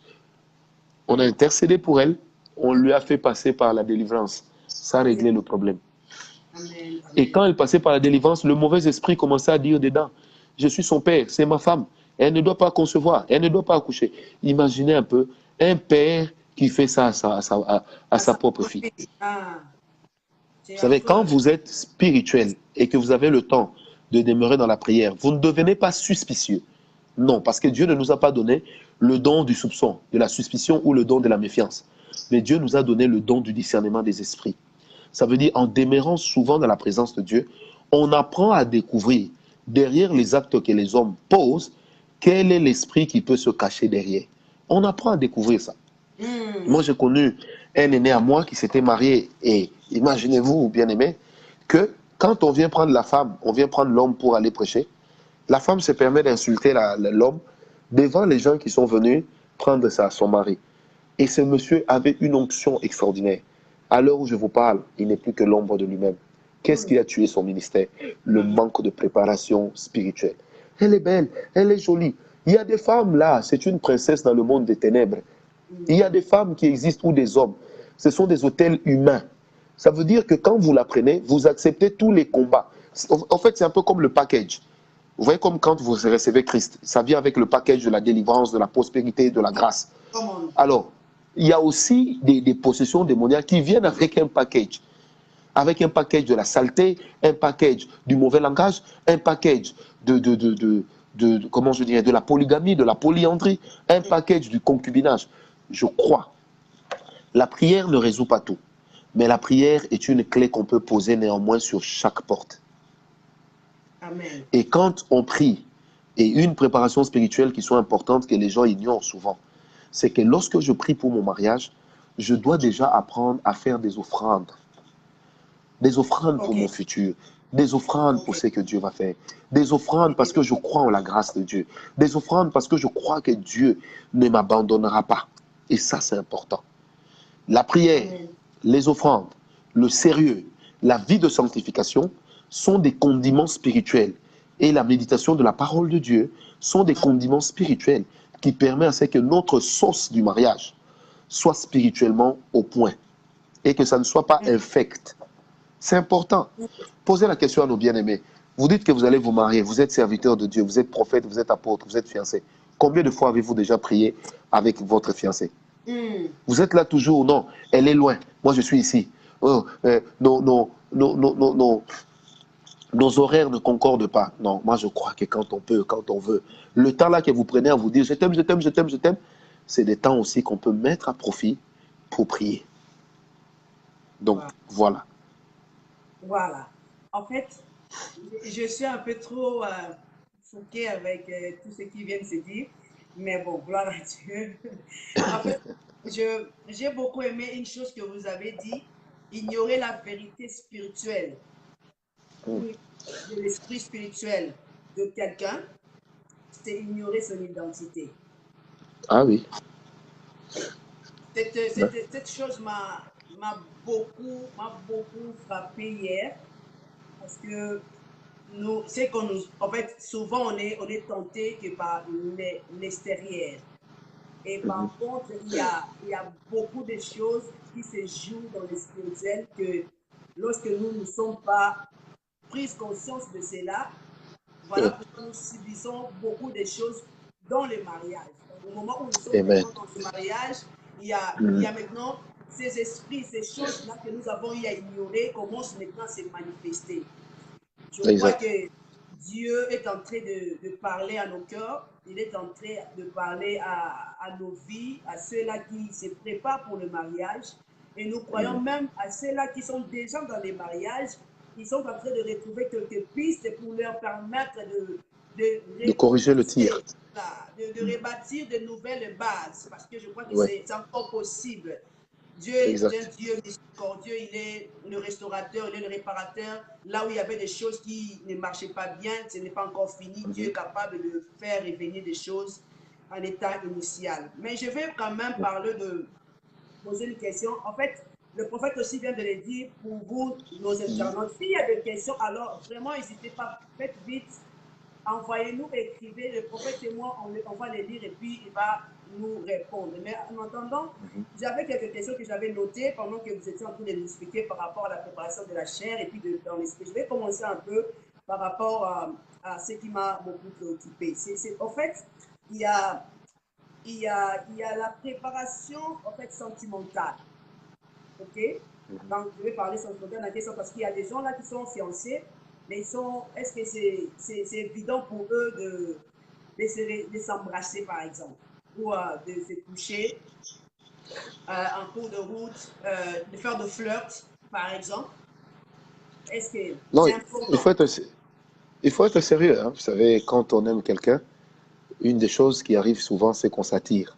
D'où Voilà. la discipline personnelle est importante pour ne pas en arriver à des débordements. Parce que D'accord. vous devez connaître vos limites. Si marchez avec une sœur, ensemble vous faites route, vous vous tenez par la main, écoutez, sincèrement, je ne vois pas le péché dedans. Mhm. La main là, ce n'est quand même pas le sexe, soyons sérieux. Mhm. Mais maintenant, quand vous allez vous embrasser, moi j'ai toujours posé la question aux grands jeunes, lorsque vous vous embrassez, qui garde ses mains derrière le dos? N'est-ce pas que quand vous embrassez, vos mains accomplissent sur le corps de l'autre le conseil du laboureur à ses enfants? Ça veut dire qu'il n'y ait pas de passe, des places où la main ne passe et repasse. Par conséquent, les débordements arrivent vite. Et puis je crois quand même que pour nos fiançailles, à nous, enfants de Dieu, nous devons faire la différence avec le monde. La femme là ne va pas fuir, l'homme là ne va pas fuir. Et même quand vous serez mariés, vous n'allez pas faire l'amour chaque jour. Prenez Mhm. le temps de vous préparer. Un jour, ce plat-là sera à vous. Pourquoi aller le manger alors qu'il est encore sur le réchaud? Ça n'a Mhm. pas de sens. D'accord. Je vais poser la question de la sœur qui m'a envoyé son histoire. En fait, la sœur, c'est une sœur en Christ et elle est en train de nous expliquer son cas. En fait, elle est une femme de 34 ans et elle vient de se marier avec un homme, un frère en Christ. Donc, avant leur mariage, ils s'étaient abstenus, donc ils n'ont pas eu de rapport sexuel. Jusqu'à ce que Dieu leur a fait grâce, ils se sont mariés. Hmm. Mais pendant qu'ils étaient mariés, et la femme découvre que son homme, je l'avais déjà dit ici, nous croyons que nous sommes des adultes, donc on va essayer de dire des choses comme se doit. La femme découvre que dans la nuit de noces, elle découvre que son homme avait un sexe très volumineux et long. Et c'est à partir de ce moment-là que son cauchemar a commencé. Waouh. Voilà, donc elle a eu de déchirer, elle est en train de dire qu'elle a eu de déchirer cette nuit-là, et l'homme était en train de lui calmer, voilà, de lui rassurer que ça va aller, mais elle ne supporte pas. Elle n'arrive Vous pas. savez, mhm, ma soeur, Oui, ce papa. genre de cas, les Mhm. sexologues vous diront, ça arrive une fois sur 100. Non, ça n'arrive pas tout le temps. C'est faux. Ça n'arrive pas tout le temps. De deux, moi j'ai la folie de croire que Mhm. lorsque Dieu est avec nous, il est vraiment au milieu de nous, le Seigneur saura arranger les choses. Oh bon, autre chose aussi, bien aimé, elle a eu des déchirures, pourquoi? Certainement parce que l'homme a été sauvage. Ok, Il fallait une préparation sexuelle. L'homme ne peut pas aller jusqu'au bout le premier jour, sachant peut-être que la fille est vierge ou la fille n'a pas sa dimension. voilà. En fait, la femme, Parce que, ça faisait aussi ma des années soeur, qu'elle n'a pas eu de rapport sexuel, donc ça fait oui, des et puis qu'on ne se trompe pas, voilà. cet organe-là, quand Mhm. on parle de l'accouchement à voix basse, l'enfant la sort où? Voilà. La tête de l'enfant à quelle taille? Papa. Donc c'est pour te dire, ma soeur, que si on y va étape par étape, doucement, doucement, il y a toujours moyen d'arriver à une satisfaction sexuelle. Il ne faut pas non plus que l'homme, dans le mariage, il tombe sur la femme comme un sac de riz qu'on est en train de décharger d'un camion militaire. Non. Wow. Il faut de la douceur. Même la Bible recommande de la douceur. Et la douceur, ce n'est pas seulement dans le langage, mais c'est même dans les relations sexuelles. Il faut qu'il y ait de la douceur. La femme n'est pas une esclave sexuelle. Mais ce qu'on ne dit pas, c'est qu'il y a aussi des hommes Ok. qui souffrent des femmes qui sont, allez, permettez-moi de le dire, qui sont des messies, des Cristiano Ronaldo. Alors que l'homme à son tour n'est qu'une nouvelle star, Mbappé. Ok. Mais Ok. la femme veut tout de suite le pousser à ce qu'il comble les vides des hommes qu'elle avait connus avant. Non, il Mhm. faut aller doucement, il faut aller doucement. Je crois que, comme vous avez dit, c'est une réunion avec des adultes. Il y a des pommades qu'on peut utiliser, il y a beaucoup de choses qu'on peut utiliser pour aller petit à petit, petit à petit, petit. Mais quand il y a eu déchirure, c'est que l'homme a forcé. Donc là, maintenant, ce n'est pas le problème de la taille de l'histoire, c'est le problème de la manière dont l'homme s'y est pris. Ok. Vous voyez? Ok. Donc, voilà. Donc, je vois que la personne est en ligne et elle a réussi quand même sa réponse de la part du prophète. Ok. Il y avait des questions. En fait, je vois aujourd'hui, il n'y a pas vraiment trop de questions en ligne, apparemment. Mhm, Donc, on va essayer d'aller et puis on va vous laisser vous reposer. Donc, est-ce que le parent, en fait, le parent, parce que vous avez parlé, vous avez touché le point du parent. Parce qu'aujourd'hui, on remarque aussi, il y a certaines personnes, certains couples qui ne veulent plus de parents. aussi cause d'abus, beaucoup de choses. Est-ce que c'est même les blancs, on ne voit pas souvent cette histoire de parrainage? Je ne sais pas. Mais est-ce que c'est vraiment toujours important d'avoir le parrain pendant que qui vous accompagne dans le mariage? Les parrains, les blancs n'ont peut-être pas souvent des parrains, mais ils ont des témoins. En Ok, somme, ah ouais. ils jouent le même rôle. Parrain, Ok, témoin, c'est presque pareil. ok. Ça, c'est important qu'on ait des gens, comme je l'ai dit dans l'enseignement, qu'on ait des personnes qui vont nous encadrer là où nous allons échouer, ou là où pour nous ça va piétiner, pour que nous puissions être bien et avancer. C'est vrai qu'il y a des parrains qui sont mauvais, qui ont détruit les couples. Mais ma sœur Nadine, posons-nous la question. Quel est le critérium avec lequel ou par lequel aujourd'hui les chrétiens choisissent des parrains? Vous avez 30 ans. La sœur a 27 ans. Vous allez prendre un parrain de 70 ans parce qu'il a l'argent. Il va vous dire quoi? Déjà, vous avez l'âge d'être son petit-fils. Le petit-fils. Tout ça pourquoi? Parce que vous vous dites, bon, il va investir dans mon mariage, il va Yeah, donner l'argent. ouais. Non, c'est un problème. Quand vous allez prendre un couple, est-ce que ce couple-là, au milieu des enfants de Dieu, est modèle? Est-ce que ce couple-là, vous avez déjà eu à les fréquenter même 10 fois dans la vie avant d'opter pour que eux soient vos parrains? Puis c'est très important. Aujourd'hui, autant les hommes épousent des personnes qu'ils ne connaissent pas, autant les couples prennent des parrains qu'ils ne connaissent pas. C'est comme ça qu'un jour, j'ai appris une histoire que le parrain a rendu grosse sa filleule. Parce qu'il avait l'argent, il a tellement financé le mariage. À un moment, il a commencé à faire chanter la femme en disant, c'est grâce à moi que tu es marié, donc tu dois te donner. Et vous n'imaginez pas l'hécatombe, le frère a pleuré. Et il a appris ça quand? Il a appris ça le jour de la bénédiction nuptiale. Donc juste après la bénédiction, en sortant, quelqu'un le lui a soufflé à l'oreille. Wow, ok. Si vous allez prendre un parrain, parce qu'aujourd'hui on prend des parrains parce qu'ils ont l'argent, on prend des parrains parce qu'ils ont un nom. Moi je vois des fois des gens venir me dire, non prophète, je voudrais que vous puissiez être notre parrain. Je pose la question, est-ce que tu me connais? Wow. Non, tel que je vous observe seulement avec Maman Nana, vous devez être un bon couple. Je dis oui, on peut être un bon couple, mais peut-être que nous n'avons pas le temps d'être des bons parrains. Ok. Peut-être que nous n'aurons pas le temps pour vous. Alors lorsque je n'aurai pas le temps pour vous, qu'est-ce que vous direz? Que voilà, on vous a négligé. Ça aussi, c'est manquer de sagesse et manquer de sincérité. Ok. Donc c'est ça le problème. D'accord. Gloire à Dieu. Je crois que vous avez aussi parlé de quelque chose d'important qui était l'aspect de la prière, que vous avez eu le temps de prier en deux. Est-ce que il est important, il est évident de laisser un couple qui ne sont pas encore mariés, de leur laisser prier que les deux, prendre le temps de Ah, prier et d'être ensemble? maman, excusez-moi, mais il faut être aussi un homme qui ne s'aime pas pour que, au nom de la prière, vous allez connaître la sœur. Non, soyons sérieux. Non, là, c'est une insulte faite à Dieu. Non, mais pourquoi pas les laisser les deux prier? C'est quand même leur mariage qu'ils sont en train de préparer. Ils ne préparent pas le mariage de la communauté. Voilà. Donc, on doit être armé du sens de la responsabilité. Quand on est un bon chrétien, une bonne chrétienne, il y a des choses qu'on fait. Moi, j'ai fait 1 année et demie de mariage. Je n'ai pas connu ma femme. Vous comprenez? Mais ne pas connaître sa fiancée, ça ne veut pas dire qu'on n'en a pas eu envie. Mais ça veut dire qu'on a lutté contre ce mauvais désir. Parce que Amen. ce mauvais désir dans la vie, il peut venir à tout moment, même à l'égard d'une autre personne. Mais quand vous êtes vous-même sérieux avec Dieu, vous prenez votre vie de sanctification très au sérieux. Non, il n'y a pas de crainte. Parce Amen. que moi, je dis toujours à mon épouse, moi, je ne me sanctifie pas parce que j'ai peur de toi. Je me sanctifie pour aller au ciel. Yeah. Amen. Amen. Donc, je ne peux pas rater le ciel parce que une sœur a des jolies lèvres, une sœur a des formes. Non, ces formes-là, ça peut amener en enfer. Donc, Amen. la responsabilité est d'abord personnelle. Et quand la responsabilité est personnelle, on peut aller plus loin. Bien sûr, il faut aussi qu'il y ait des garde-fous. Vous êtes en Europe, vous allez prendre la sœur, vous irez prier en plein hiver, il y a tempête de neige, vous restez dans la maison, vous deux, après avoir prié, et le frère a un problème avec son chauffage, vous vous retrouvez seul, il faut vous réchauffer. Mais le problème, c'est que vous allez vous réchauffer de toutes les manières.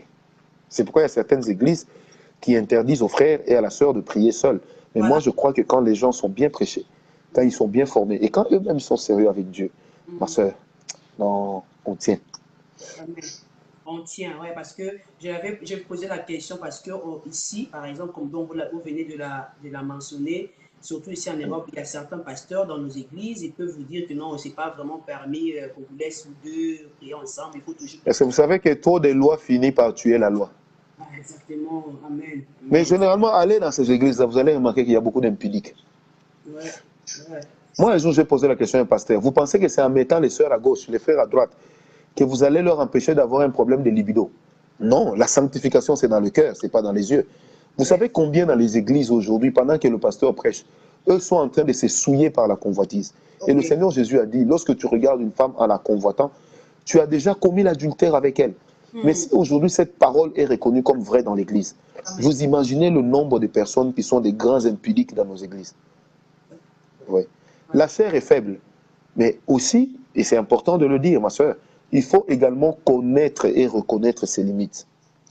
Il y a des gens qui démarrent au quart de tour. Vous savez, il y a des gens, ma soeur, donc dès que vous clignez seulement de l'œil comme ça, il est déjà KO. Là aussi, par exemple, il peut avoir un problème psychologique ou alors ces zones érogènes sont, allez, très faciles à découvrir. À partir de ce moment-là, qu'est-ce que vous faites? Moi, je connais ma limite, alors je ne vais pas prier avec la sœur, nous deux, parce que on risque de tomber. Mais en ce moment-là, c'est quoi? Le mariage, c'est une convention. Les fiançailles, c'est une convention. On s'entend et on peut avoir un autre ami très fidèle avec qui on peut prier, mais qui saura aussi et qui doit savoir garder votre secret. Parce qu'il ne faut pas qu'il y ait des gens qui vous appellent, ils vous donnent des prophéties sur votre fiancé, et après ils sont en train de dire partout, regardez, Dieu m'avait dit ils auront des problèmes. Ils ont eu des problèmes. Là, ça devient de la méchanceté. Voilà pourquoi il est important de se connaître avant de vous marier. Donc, il faut savoir l'autre, c'est important. Il y a aussi une question qui vient qu'on veut m'envoyer. Est-ce que c'est possible que la femme soit plus âgée que l'homme? Ça fait rien. Ok. Tout dépend de sa malléabilité. Tout dépend de la maturité de l'homme. Tout dépend aussi de l'humilité de la femme. Ok. Vous savez, certaines choses, quand l'homme est plus âgé, la femme peut dire à l'homme, toi aussi tu agis comme un enfant, ça passera. Mais quand elle est plus âgée, il y a des paroles qu'on ne sort pas. Si vous dites, toi aussi tu agis comme un enfant, ça prend une autre connotation. Parce que n'oubliez pas que dans le discours de l'homme, ce sont les circonstances qui donnent le sens à ce que nous disons. Épouser une femme qui soit plus âgée, c'est pas mauvais. Mais excusez-moi, il ne faut pas faire Macron. Vous allez épouser une femme, et puis le cadet de cette femme-là a une année de plus que vous. C'est même ça qu'on appelle l'envoûtement. Vous comprenez? Après, vous allez commencer, quand des stars américaines viennent au palais de l'Élysée, vous commencez à les regarder avec attention, parce que vous vous rendez compte que c'est ça là qui convient à votre âge. Vraiment, vraiment. Ok. En tout cas, moi, par rapport à toutes les questions que je peux recevoir, donc je les ai posées toutes. À moins qu'il y ait encore une autre question, mais jusque-là, on ne voit aucune question en ligne. Sinon, je vais encore mettre le dernier mot, le dernier. Il y a nous mettre le point sur certains, le point sur certains points. D'accord. Les points sur les i ou les j. Donc, sinon, parfois, on peut faire cela et puis on va essayer de clôturer. Nous bénissons toutes les personnes qui sont en ligne. On a vu aujourd'hui, il y a eu un monde catastrophique. Donc, nous croyons que ce n'était pas en vain que vous étiez là et que chacun de nous a pu recevoir quelque chose concernant de sa part. Donc, du coup, Papa Franck, vous pouvez mettre le point sur le Z et puis déclarer des paroles sur tous ces peuples qui vous suivent par rapport à ce que Dieu va déposer dans votre cœur. Priez aussi pour nous, bien sûr. Ok. Je consens d'abord à dire que le mariage, quand Dieu est dedans, c'est une réussite. Le mariage est bon. C'est une entreprise à haut risque. Mais lorsqu'on risque avec Dieu, on gagne toujours. Je prie vraiment que Dieu bénisse tous les couples qui nous ont suivis, qui ont des problèmes pour s'accommoder ensemble, qui ont des problèmes sur le plan sexuel, qui ont des problèmes sur le plan caractère ou spirituel. Je prie que Dieu puisse être avec eux. Et j'aimerais que quelqu'un, là où il est, dise que moi, mon foyer ne se soldera pas par le divorce. Si vous avez déjà connu le divorce dans le passé, le divorce n'est plus à l'ordre du jour dans votre vie. Amen. Il y a une provision divine pour réussir dans le plan de Dieu. Soyez là où Dieu veut, faites ce que Dieu veut, suivez la parole de Dieu, le Seigneur ne vous abandonnera pas. Je prie que Dieu fasse prospérer cette émission, qu'elle continue à être une bénédiction pour plusieurs et que la faveur divine soit notre partage. Que Dieu vous bénisse. En mon nom, au nom de ma femme, Maman Nana, nous vous bénissons. Amen. Merci beaucoup. est-ce que le prophète peut nous donner son programme? Parce que moi, je sais déjà son programme. Il sera bientôt ici en Europe. Donc, pour ceux de Belgique, préparez-vous déjà parce que la semaine prochaine, si tout va bien, il sera déjà ici. Donc, mais je vous laisse, je laisse lui-même parler, lui donner son programme et puis comment lui contacter. Voilà. Père Franck, vas-y. Voilà, nous serons effectivement à Bruxelles la semaine prochaine. Nous serons chez l'apôtre Alanga, vers Gare du Midi. Oui. Ensuite, nous serons chez un ami pasteur que je venais de découvrir. J'ai vu que c'était un homme formidable. Donc, Amen. nous serons là-bas le dimanche avant midi. Donc, nous serons sur Bruxelles et nous allons travailler mercredi, jeudi, samedi et dimanche. Et je sais que Dieu fera du bien à tout le monde. Ceux qui veulent nous contacter, vous pouvez directement nous contacter via Facebook. Quand c'est possible, nous répondons toujours.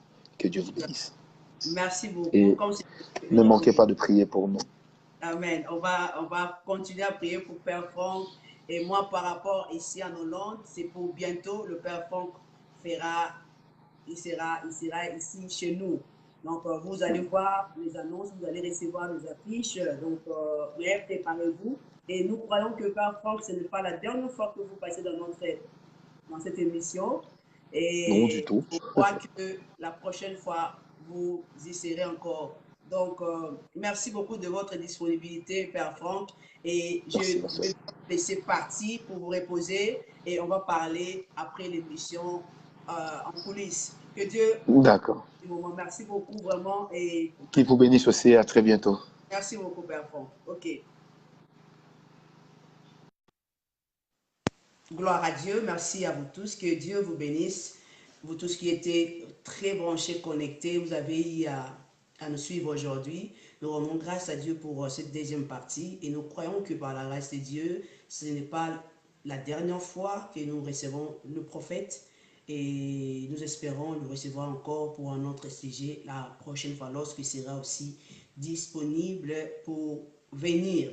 Merci et je bénis la vie de tout et chacun de vous, vous qui étiez connectés, scotchés, vous étiez là, nous avez suivi attentivement, que les dieux du ciel vous bénissent. Shalom, la servante de Dieu Déborah. Merci à mon frère Fataki qui est connecté. Merci au pasteur Jarimoué que je vis connecté. Merci beaucoup au prophète Jean Toto, je l'ai vu connecté. Merci au pasteur Tina, ma fille Ingrid.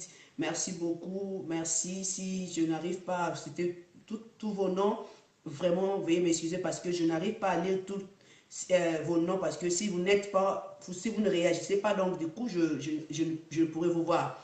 Que Dieu vous bénisse, mon frère Fabrice Ilunga. Que Dieu bénisse mon grand frère Gina Mateta. Je l'ai vu en ligne et commenté. Que Dieu bénisse ma jumelle Patricia Touma qui était en ligne avec nous. Que Dieu te bénisse, ma soeur. Que Dieu bénisse tout le monde. Allègre, je te vis en ligne. Que Dieu te bénisse. Continue à partager ces directs et nous croyons que même les gens qui les suivront après seront édifiés et seront très bénis. Parce que nous croyons qu'une bonne préparation vous permettra aussi d'avoir un bon mariage. Le mariage est bon, comme j'ai toujours eu l'habitude de le dire, le mariage est bon, mais si vous voulez vous marier, mariez-vous bien. Pour bien vous marier, vous êtes dans l'obligation, si je peux me permettre de le dire, de savoir bien se préparer. Ok? On ne se prépare pas seulement charnellement, qui est aussi un point capital, mais il est aussi évident de se préparer spirituellement. Parce que l'homme ou la femme avec qui tu veux passer toute ta vie, tu es dans l'obligation de le savoir aussi spirituellement, de savoir quel esprit lui anime. Il est important enfin de vous permettre de vous vaguer dans le prière. Et il est aussi important de vous préparer charnellement à avoir une finance très stable, avoir le moment de faire participer ta famille par rapport à ton futur partenaire. Il y a beaucoup de choses que l'homme de Dieu a dit. Aussi, savoir vous préparer physiquement sur le point de la propreté. Je peux même ajouter même sur le point aussi vestimentaire qui est aussi important. Ok? Et la prière ne résout pas tout, c'est vrai, mais il y a aussi d'autres domaines qui permettent que quand vous prenez la prière et vous mettez aussi toutes ces préparations physiques ou charnelles, vous les combinez ensemble, ça va permettre que vous réussissez dans votre mariage. Il y aura toujours des problèmes parce que vous êtes des humains, mais lorsque vous aurez des problèmes dans votre couple, dans votre mariage, vous aurez toujours la force et la capacité de surmonter cela parce que Christ sera et restera toujours la pierre principale, le fondement de votre relation, de votre couple. Je vous aime beaucoup. Je suis la servante de Dieu, Nadine Mamengi, et m'est appelée affectueusement Majestique. Voilà, donc pour beaucoup d'entre vous, vous m'appelez Nadine Majestique. Voilà, donc mon nom de Nadine, c'est Nadine Mamengi. Ok, donc je vous fixe rendez-vous pour une prochaine émission, la prochaine fois, par la grâce de Dieu. Dès que vous aurez vu la fiche, n'hésitez pas, mettez cela dans vos agendas, écrivez cela quelque part, mettez de l'alarme dans votre téléphone, dans votre appareil pour que vous sachiez que à cette heure-ci, la sœur Nadine, maman Nadine pour certaines, la sœur pour les autres, la servante de Dieu et la présentatrice aussi Nadine sera en ligne. Donc, mais par rapport à aujourd'hui, j'aimerais vous laisser. J'aimerais vous dire un grand merci. Vous tous qui ont partagé le direct d'aujourd'hui, que Dieu vous bénisse énormément. Passez un bon week-end sous la grâce de Dieu et nous croyons nous revoir très prochainement par la grâce de Dieu. Que Dieu vous bénisse abondamment. Ciao, ciao. Si vous avez d'autres choses à dire aussi, pendant l'émission, vous avez eu à ne pas comprendre quelque chose, alors ne manquez pas à nous écrire inbox. On va essayer de lire vos messages et puis on va essayer de vous répondre s'il le faut. Que Dieu vous bénisse et voilà. Aimez notre page, Nadine Majestique, aimez notre page, émission Parlons-en, Talk About It Show. Et puis allez sur YouTube, là aussi vous trouverez toutes nos émissions précédentes. Même c'est l'émission que nous venons de suivre et tout de suite là, après cette émission va être transmise sur notre chaîne YouTube. Notre chaîne YouTube c'est Nadine Majestic TV. Donc allez là-bas et abonnez-vous. C'est juste une façon, une manière aussi de nous soutenir. Voilà, si vous nous aimons, vous voulez nous soutenir, s'il vous plaît, allez seulement vous abonner dans notre chaîne Nadine Majestic TV. Que le Dieu du ciel vous bénisse et à la prochaine émission. Ciao, ciao.